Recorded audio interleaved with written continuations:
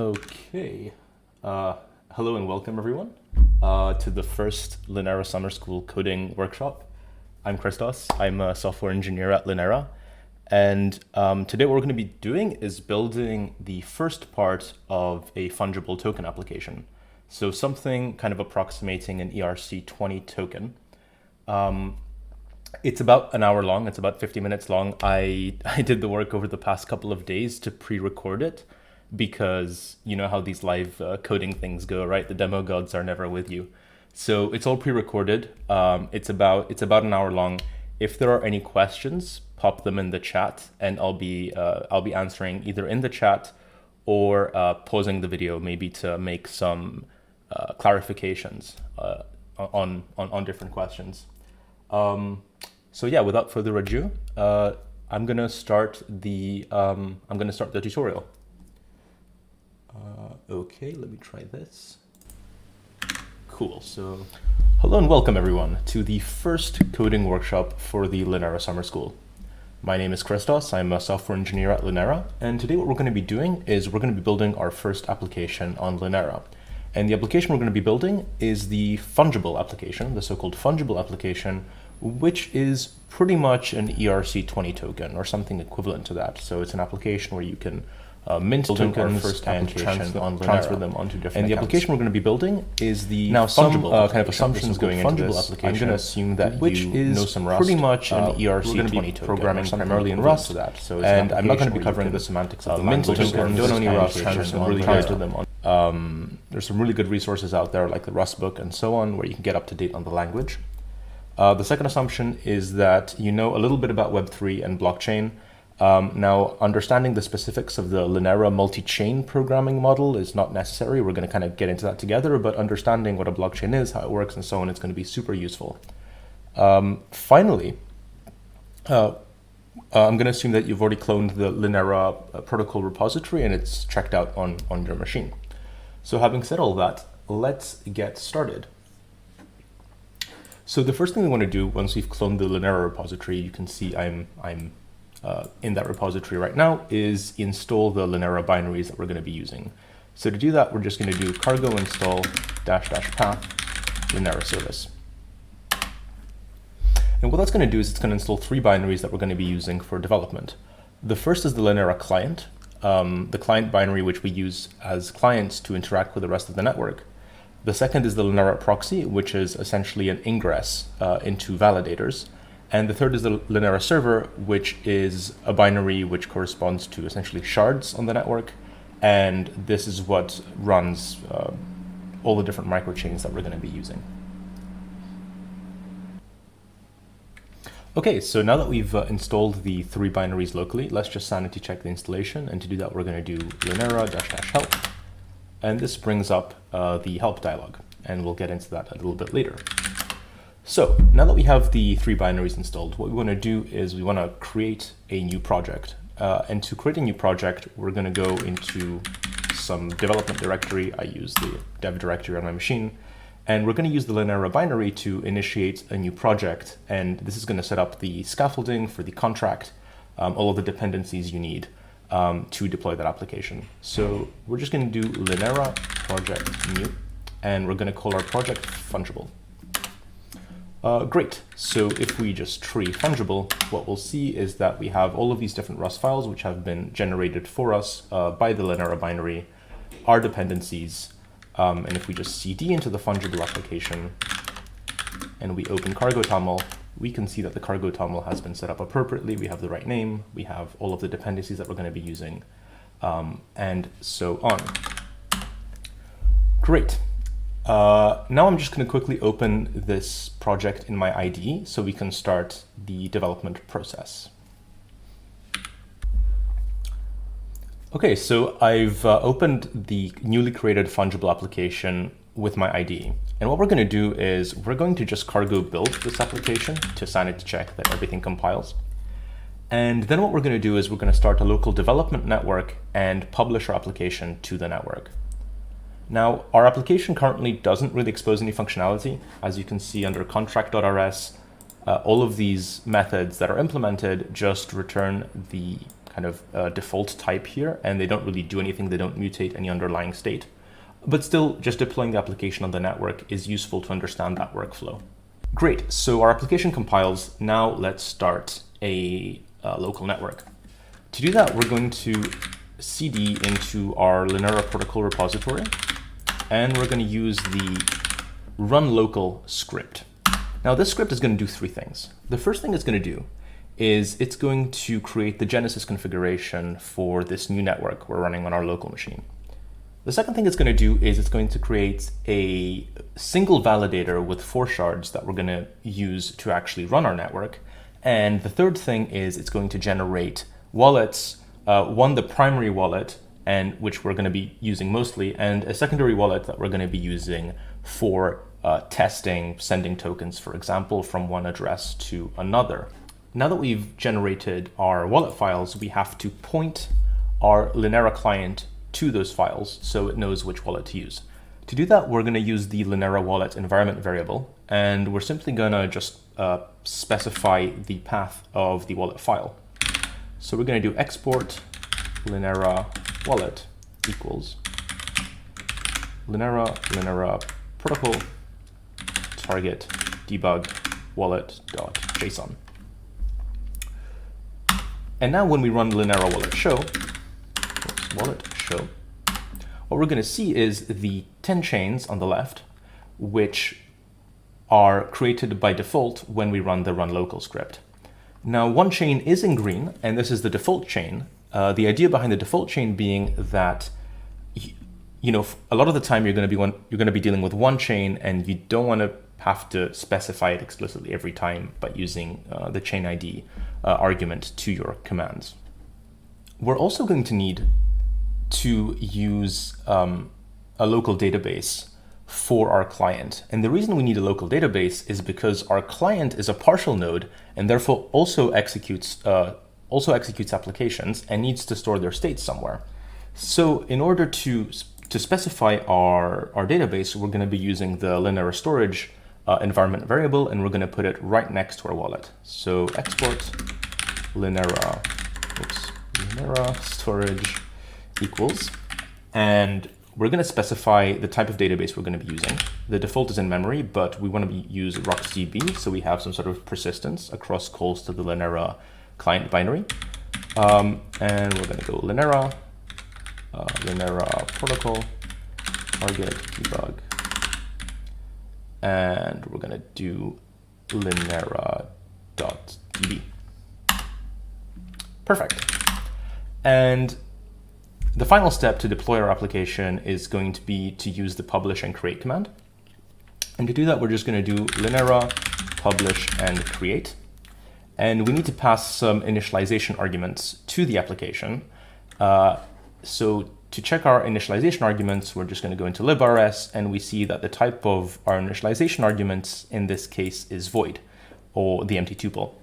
So, and the reason being is that our application doesn't really have any behavior yet, so we don't really have a type associated with our initialization arguments. And to specify them, we're just going to do --JSON argument, and we're going to specify null, because the JSON type null basically corresponds to the empty tuple here. And yep, okay. So this is meant to be Linera project publish and create because we're in the context of a project. Linera publish and create enables you to specify arbitrary bytecode. But what this is going to do is it's going to build your project and figure out where the bytecode is automatically and publish that bytecode. Now, the reason the command is called publish and create is because publishing an application is a two-step process. The first is publishing the bytecode to the network. So you just upload a bunch of bytes. They are stored somewhere, which is kind of opaque to the user, or you get back as a bytecode ID, which you can then use to reference that bytecode. And then once the bytecode is on the network, you can then instantiate any number of applications using that same bytecode. So we built the fungible application in release mode because we want to get an optimized small binary. We published the bytecode successfully. And then we published an application by referencing that bytecode. And this is our application ID. Great. So next, let's open up the Linera node service, which is essentially going to give us a web-based interface into the network. To start the Linera node service, we're going to use the Linera service command. And this is going to ask us if we want to open up the GraphQL ID on port 8080. Perfect. And here's my GraphQL ID. On the left here, you can look at all of the different types that we expose and the schemas that are available. So for example, we have the query schema, mutation schema, which allows you to execute system level operations and things like that. But all we want to make sure is that our application is now on the network. And to do that, we're going to run a query and query the existing applications. And for those applications, we want the ID, a description, and the link to the application. And there we go. Here's our data. It's a vector of applications because obviously there could be more than one application on the network. This is the ID of the application, which is the same ID that we saw here. The bytecode ID, which is, again, this kind of opaque reference to a blob of bytecode on the network. And this is essentially the WASM, the compiled WASM from our project. The certificate hash of the block, and the chain that it was deployed on, which is the same as our default chain, E47, E47. Great. So now that we've successfully published an application on the network, let's build our fungible app. Okay, so now that we've deployed our Hello World application, let's start building our fungible application. So whenever I'm kind of building a new application on Linera, I like to start by defining that application's binary interface. Essentially, what is the behavior of my application as is expressed through the type system? And the two types that we're going to be primarily dealing with are called operations and messages. So operations are defined by an application developer, and each application can have a completely different set of operations. Chain owners then actively create operations and put them in their blocks, in their block proposals, I should say, to interact with an application. Now, in our case, the operation, we only have one operation right now, which is the transfer operation, which is when I, as a chain owner, want to transfer money from my chain to your chain. So let's build out that operation. We'll call it operation, and we'll create an enum pub enum operation here. And our operation is going to have a single variant called transfer. And we're going to be transferring money from an account owner, so of type owner. And this owner is a primitive type defined in the Linera SDK. We're going to be transferring an amount. So how many tokens are we transferring, which is going to be of type amount, which is basically a non-negative integer or amount of tokens. And finally, we're going to have a target account, which is going to, not to be of type owner. You would expect it to be an address that we're sending tokens to, but in fact, we are sending tokens to an address on a given chain. And so we're going to call this type account, and we haven't really defined account yet, but we'll define it here. Pub struct account is going to be, it's going to have a chain ID, pub chain ID, and it's going to have an owner. So the owner of the account, we're going to call it owner.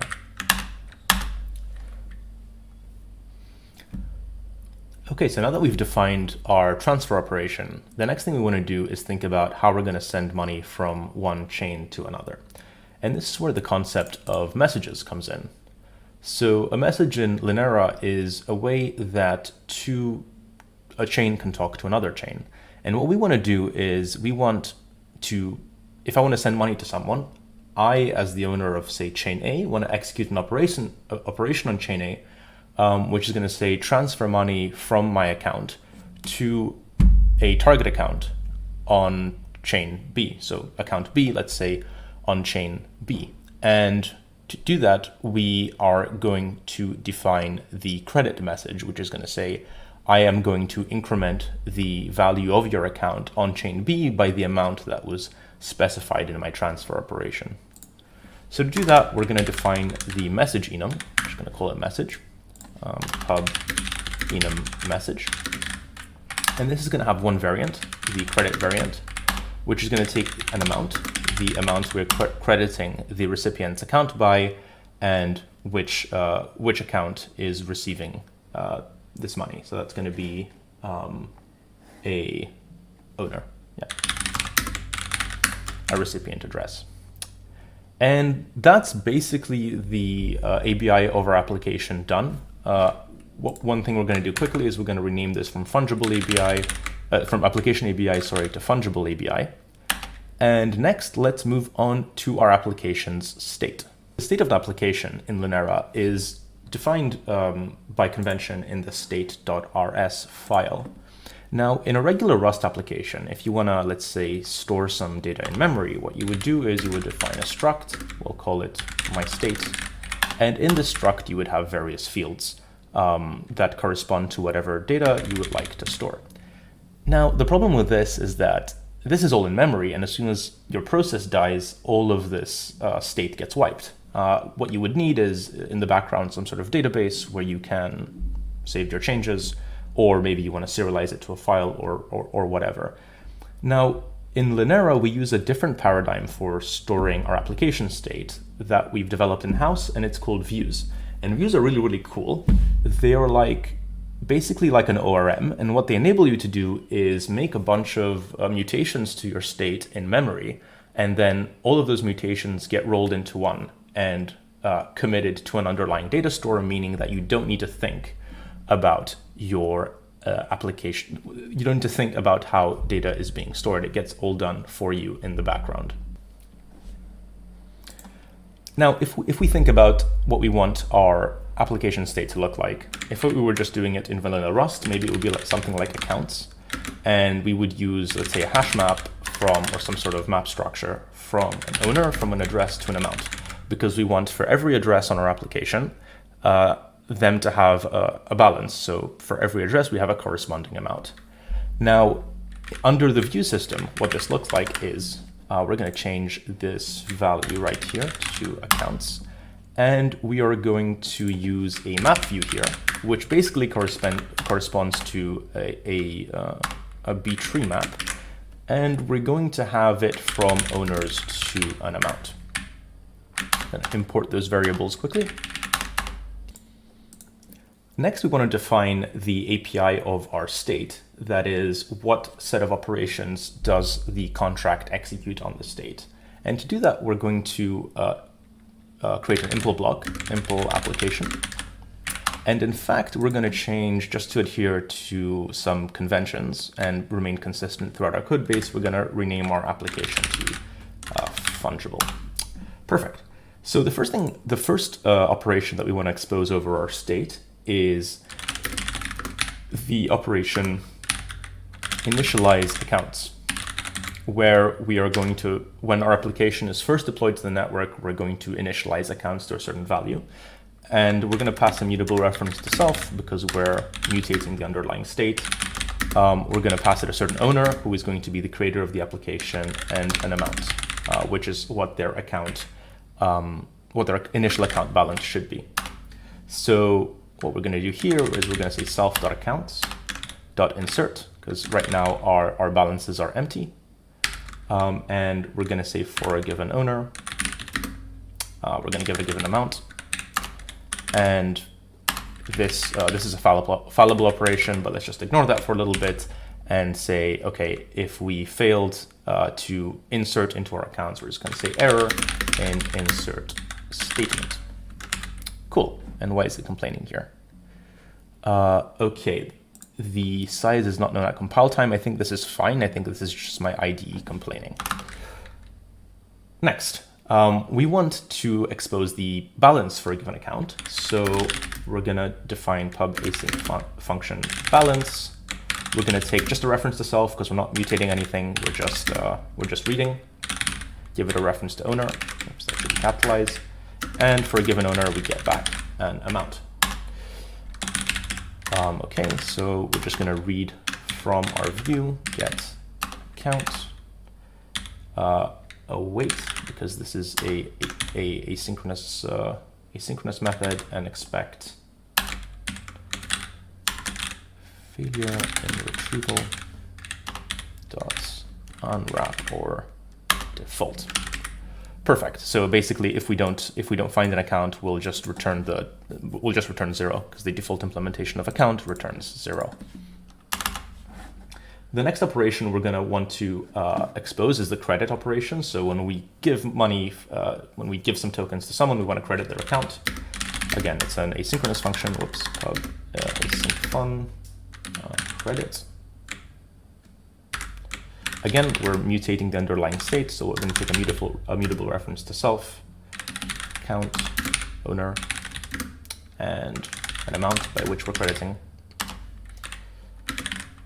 And we're going to get a mutable reference to our balance, self.balance count, await, and we are going to perform an addition to that balance.saturating add, saturating add just being essentially a method that is not going to panic if we exceed U128, I believe. And we're going to increase it by an amount. We're going to increase the balance by an amount. And finally, we are going to insert that back into our accounts. Self.accounts.insert into the account that we care about, the balance, and expect failed to insert. Okay, perfect. And the last function we need that's going to, the last function that we need to interact with our state is the debit function. So this is going to be taking away some money from a given account. So pub async function debit. Again, we're mutating the underlying state. So we'll take a mutable reference to self for a given account, a given amount. And we're going to get the balance for that account again, self.balance and account.await. Balance, gonna try subassign. It's just gonna reduce it by a given amount. And then we're going to map, and if that fails, we're gonna map the error into an insufficient balance error, which is an error type we haven't defined yet, but we will soon. Oh yeah, and this should be a result because debiting can fail. Although crediting cannot fail, a debit can fail because the amount you debit could exceed the balance that you have. So we're going to make this a result type where the error variant is insufficient balance error. Perfect. And finally, we want to insert that balance back into our accounts. So insert for a given account, a given balance, and then again, fail if the operation failed to insert, and then we're just going to return OK. Now here we haven't defined the insufficient balance error yet, so I'm just going to quickly define that. Obstruct insufficient balance error. We're going to be using the this error crate here, so we're going to define the error attribute that it needs, or the error annotation, sorry, that it needs. Insufficient balance error. And we need to derive all the things that, so we're going to need clone, copy, debug, and error here. And I don't think we've imported this error, so I'm going to import it here and use this error. And that's our state done. Okay, so now that we've finished our state and we've defined all the ways that you can interact with it, let's get to the meat and potatoes of our business logic, which is in contract. So the contract trait, so okay, our Linera application is broken down into two parts. The first is the contract, which is the metered part of the application that actually performs computations and mutates the state of your application. The second part is a non-metered read-only view into your application, which is called the service. And we'll be using both of these, but we're going to start with the contract. And the way you define a contract on Linera is simply by implementing the contract trait, which has 1, 2, 3, 4, 5 methods. We won't be using all of them. In fact, we'll only be using initialize, execute operation, and execute message. So initialize happens only once in the entire lifetime of the application when it's deployed on the chain on which it's originally deployed. And this is where you specify things like, okay, how are we going to use the initialization arguments and so on. Execute operation is when a chain owner decides to transfer some money. And execute message is when we receive a cross-chain message from another chain. What are we going to do with that message, basically? So let's start from initialize. And since we haven't specified any initialization arguments, we're just going to hard code that whoever built the application, whoever first deployed it, is just going to get 1 million tokens. And then the individual that created the application can distribute those tokens. So let's give the creator of the application 1 million tokens. To do that, we're going to do if let sum owner equals, we're going to use the context of the initialization to get the signer, which is the creator of the application. And we're just going to say self dot initialize accounts. And we're going to pass the owner here and the amount we want to give them. So we're going to use amount from string. We have a nice little parser for amounts, which allows us to write it nicely like this, 1 million, but it has underscores, so it's more readable. And then I know this parses, so I'm just going to unwrap it. Import. And then we're going to, since this is an asynchronous function, we're going to await it. And finally, we're going to say, okay, execution result default.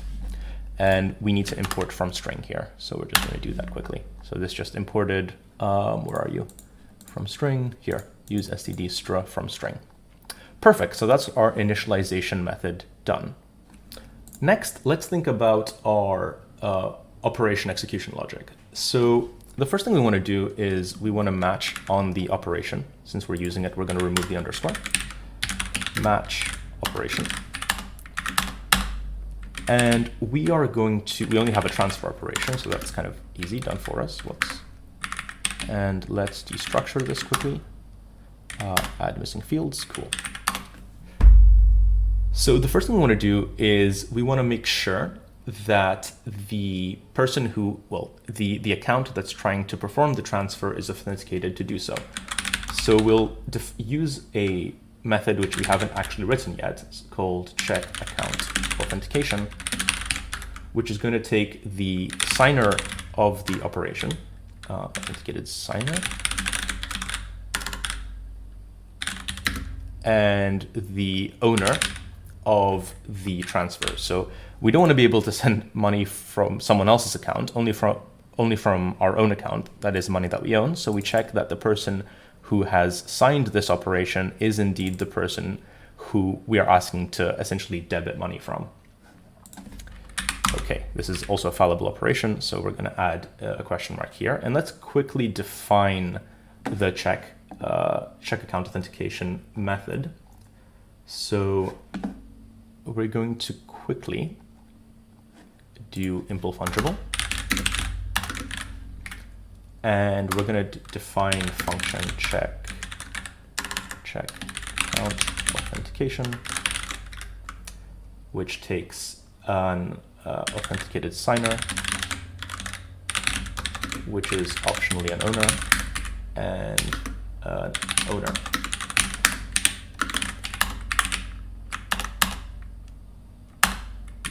Okay, perfect.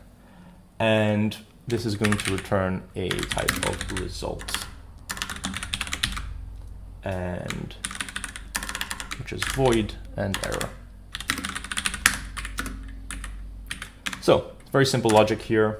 If authenticated signer is equal to the owner who we are transferring money from, let's return OK.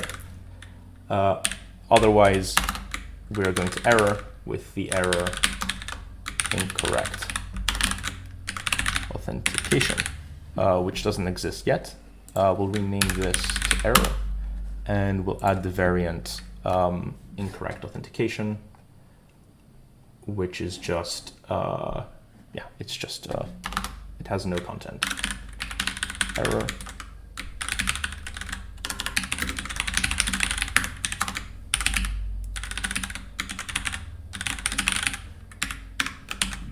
Okay, perfect. So that's our check account authentication done. Why are you complaining here? Okay, I think, again, this is just my ID complaining, seeing ghosts here. Okay, so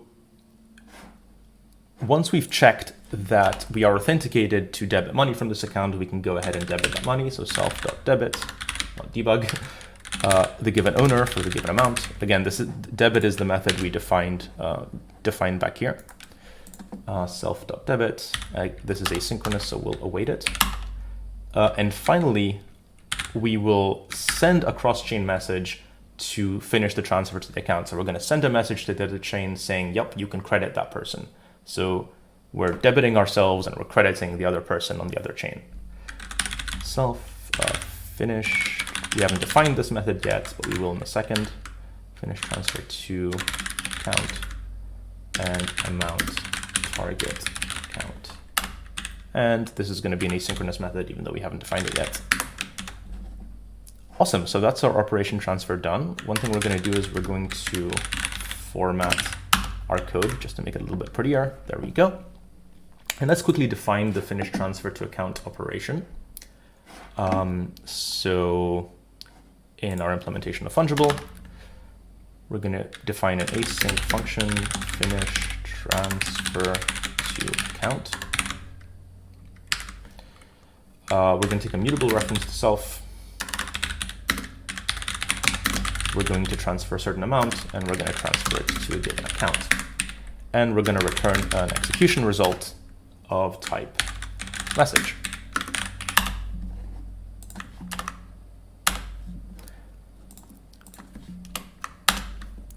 This is message in Fungible. So to finish the transfer, what we're going to do is, first of all, we're going to check, because if we're sending money to the same chain, that is, if we're sending money on our chain, all we're going to do is just credit the amount in our state. Otherwise, we're going to send a cross-chain message to chain B to credit the account on the other chain. So if the chain ID of the account that we're sending money to is equal to this, let's call the system API, current chain ID, and this is just a Linera API which exposes, for example, the name of the current chain. We're going to self credit the account owner on our chain by the amount. And we're going to await because this is asynchronous, and we're going to return the default execution result here. Else, we're going to create a cross-chain message equals message credit. And we're going to send it to the owner account.owner.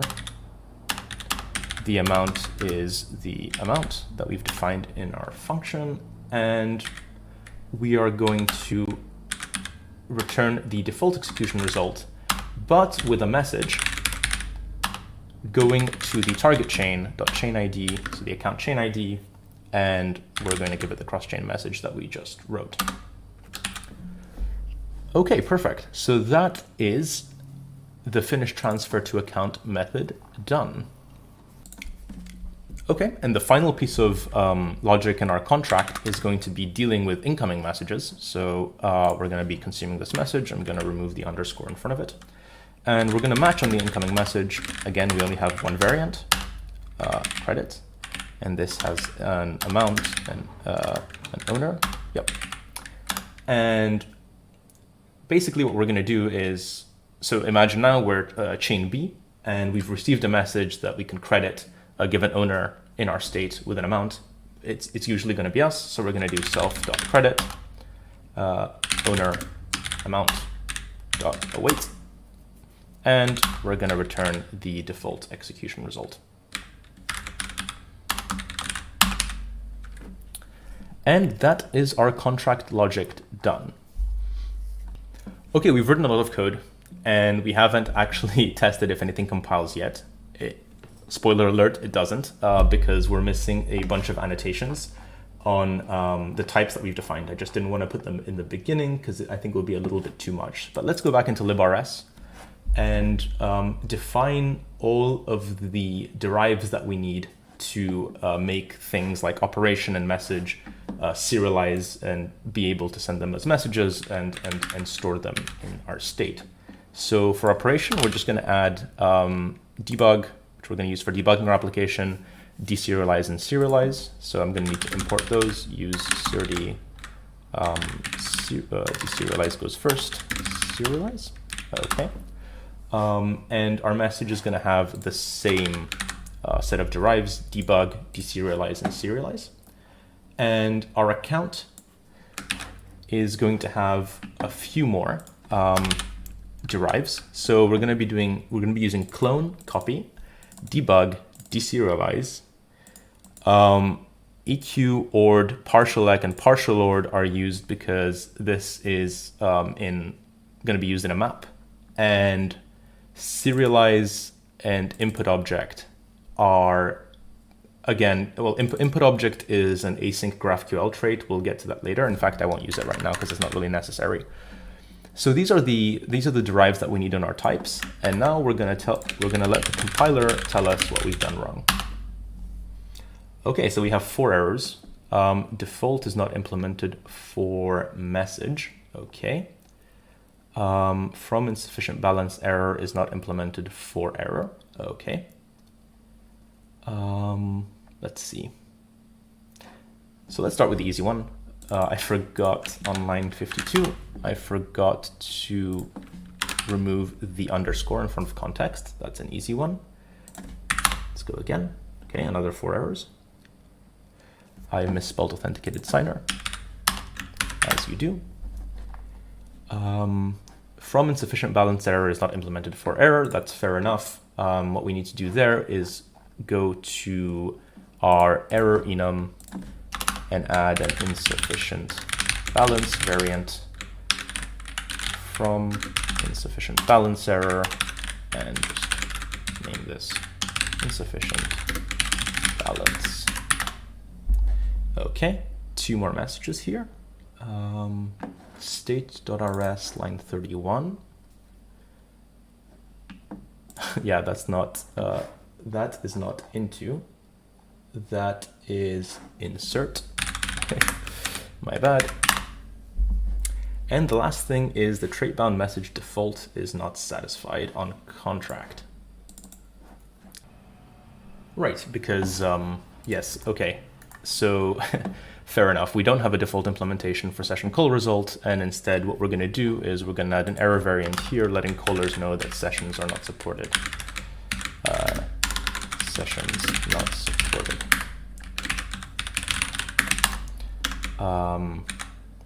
Yep, sessions not supported. We're missing a comma here, and this should just be error, sessions not supported. And there we go. We're getting a lot of unused errors from the compiler, but this is fine. Again, it's not picking up that some of these guys will in fact be used. So what we want here is to add, what is it, the unused annotation. Yeah, it's allowed at code. So we'll add it here, and we'll add it in our state as well. Okay, awesome. And we're just going to remove register view here as an import because it's not being used. And finally, in state line 29, for some reason it's saying mutable isn't necessary, which is strange. Huh. Ah, right, because this is meant to be saturating add assign, not saturating add. Because saturating add returns a value, I think. And perfect. We're compiling, and we fixed all of our warnings. So the final step in building our application is defining our service.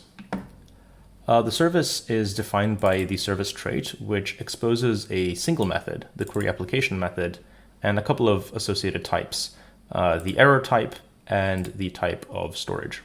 And this has all been set up automatically by Linera project new. So to query our application, what we need to do is we need to build a GraphQL schema from our state and expose that to the node service. So basically, let's say we have a front-end web client. The workflow that you should imagine is the front-end web client builds a GraphQL request that gets passed into the node service, where it is forwarded to the application. The query is serviced, and the result goes back through the node service and to the web front end, where it's essentially presented to the end user. So, okay, the first thing is we're going to change the result here to a response type, the async GraphQL response type. And the next thing we want to do is we want to build a schema from our application state. And to do that, we're going to use the schema build command. Now, schema builds takes in 3 arguments. The first is the query type, the mutation type, and the subscription type, corresponding to the 3 different types of schemas that GraphQL supports. Again, for more information on the details of GraphQL, you can refer to the GraphQL website and documentation respectively. So the schema we're going to give it is self. I'm going to clone it because it needs ownership over the query type. We're going to give it a mutation root, which we will define in a little bit, and an empty subscription because this application doesn't support subscriptions. And we're going to say finish to actually build that schema. Now, as the application comes in, we want our schema to process that application and read the state, process the application, and give back a result. So to do this, we're going to do let response equals schema.execute, execute the request, which we're going to call your request. And finally, this is an asynchronous function, so we're going to await it. And OK response. And it's that simple. We haven't yet defined our mutation root, which I'm going to do right now. So struct mutation root. And the mutation root is going to tell clients which are querying the application, hey, what is the set of operations that this application exposes? At some point, this will be code generated, but right now we just have to build a function which corresponds to our transfer operation, essentially. So we're going to call this function transfer. It's going to take a reference to self because we're not really mutating any states. Takes an owner. What else? Yep, amount. And target account, which is of type count. Cool. And this returns a vec of U8. And it really doesn't like this. What don't you like? Oh, yeah, this is meant to be impl. Yeah, not bad. And we need to define the structure as struct mutation root. And this is just going to be unimplemented for now. I'm going to just codify the code quickly so that it looks a little bit better. Perfect. Let's import these types. And what don't you like here? Again, size. This is my ID hallucinating. So all we're going to do here is we're going to we're going to create a new operation, serialize it into bytes, and return it and just return it. So BCS 2 bytes. BCS is a serialization format that we used. It stands for binary canonical serialization, and it's really, really cool. It's quite small, and also it ensures that bytes are every time you serialize a structure, you're going to get exactly the same bytes, which is really, really useful if you're using those bytes in blocks and you take hashes of those blocks and you want them to be consistent, even if the underlying data, the ordering is not well defined. So BCS 2 bytes, owner, amount, target account. And then we're just going to unwrap this because I know that it works. So what, oh yeah, we need to create the transfer operation here. So operation transfer.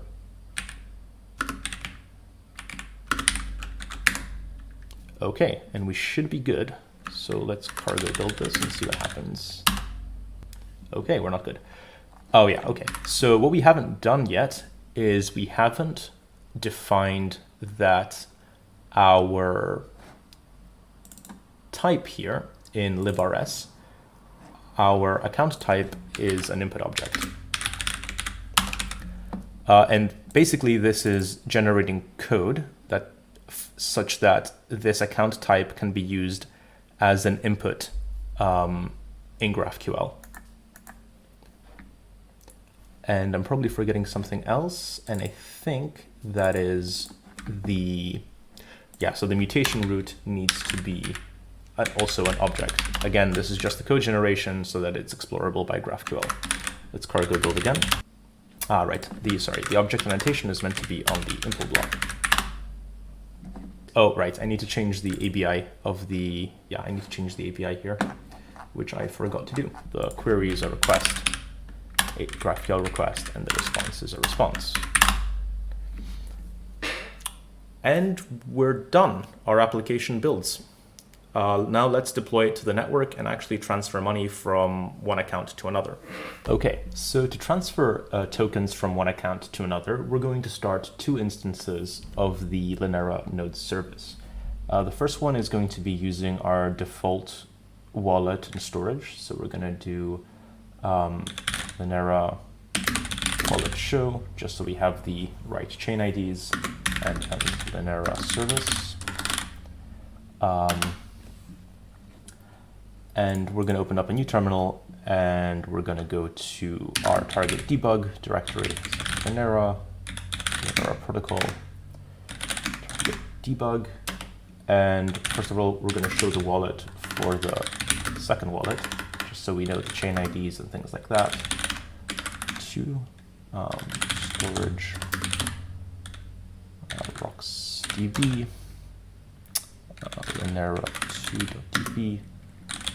Show, and we're going to do this, copy paste it, and service, and we'll run this on port 881 because we have the other service running on port 80. Okay, great. So we have the 2 services running. Now let's kill this quickly and publish our application. We'll just do a Linera project publish and create, give it the null JSON argument as we don't have any initialization arguments. Okay, fantastic, and we've published our application. Let's start the node service again.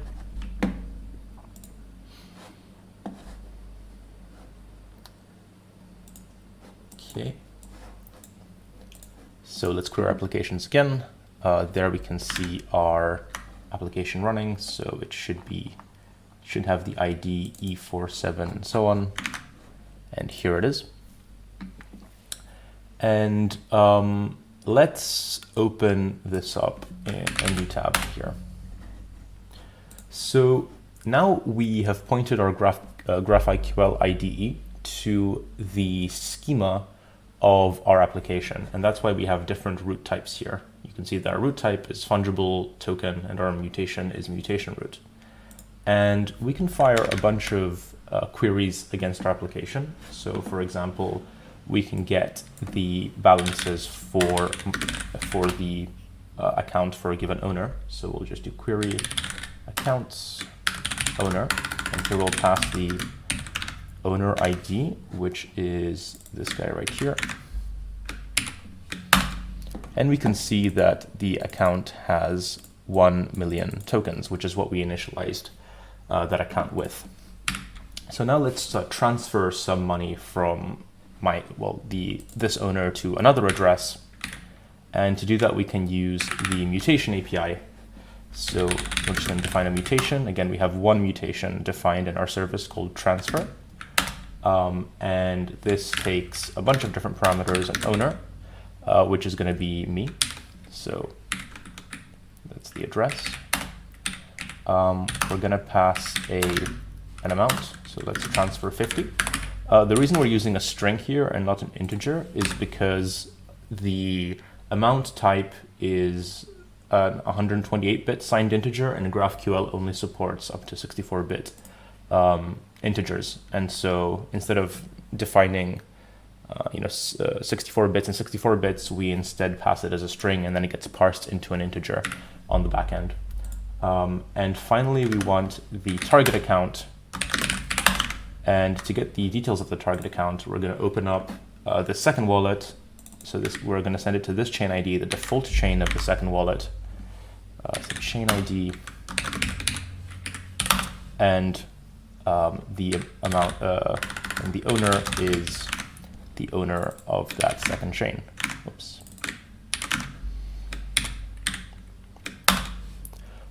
Perfect, and the transaction went through. This is the hash of the certificate for the block that contained the operation, and we can see in the logs of the node service for the second wallet that that we've received a notification that something's happened, and when a node service receives a notification, it pulls to receive new blocks for all the chains which it cares about. So if we open up the node service for the second node, and we now query the balance here. So query counts. Oops. Oh right. This is the home page. So we need to again ask for the different applications we have, and use this link here. And now we can query our accounts.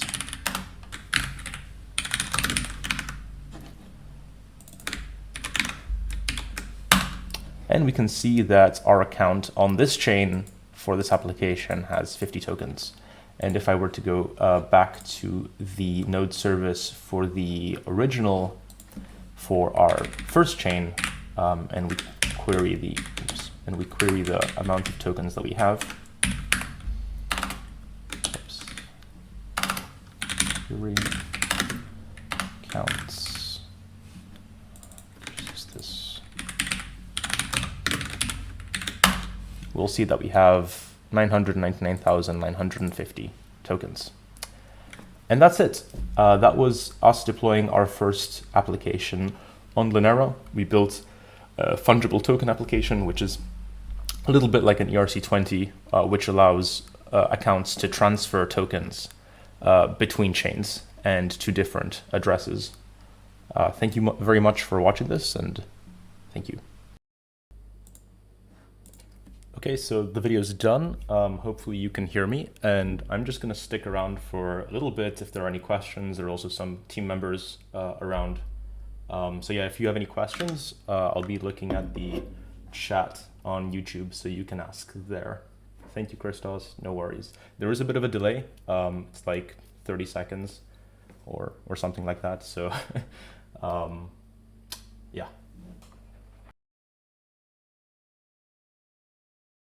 Someone asked earlier about the source code. Yeah, currently it's local, but I will be uploading it to GitHub at some point.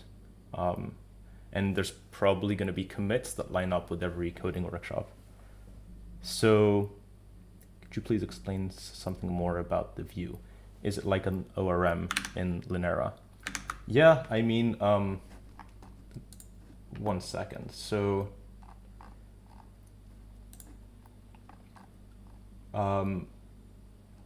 yeah, so the idea behind views is that they make complex state changes. They bunch them together, and it allows you to essentially commit them atomically. And it helps with performance optimization, and it abstracts away all of these details you would have with caching and things like that. Really, really cool stuff. Might be a standalone library one day. We'll see. I don't know, but it's really useful, really useful abstraction. I'm a complete beginner to Rust and blockchain. Do you think, given the deadline of July 23rd, one can complete developing the project and submitting successfully? Yeah, absolutely. I mean, okay, so realistically, Rust has a really steep learning curve, I have to admit. But it depends on you and your prior experience with programming and how much time you want to put into this. But I think that even if your submission is not like world changing or earth shattering, I think the journey is still going to be really fun. And yeah, this tech is really cool, and multi-chain programming kind of forces you to think about problems a little bit differently than if you're writing, let's say, the same application on Ethereum. So I say go for it, and good luck. And if you need any help, there's Discord. You can reach out to us there, and everyone on the team tries to be as responsive as possible and help out. So yeah, I say go for it.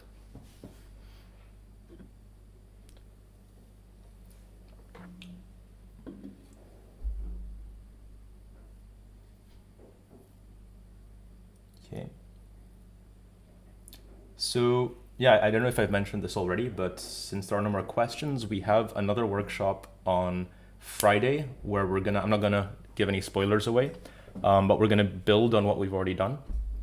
And I hope to see you there. And yeah, see you soon, everyone. Thanks for joining.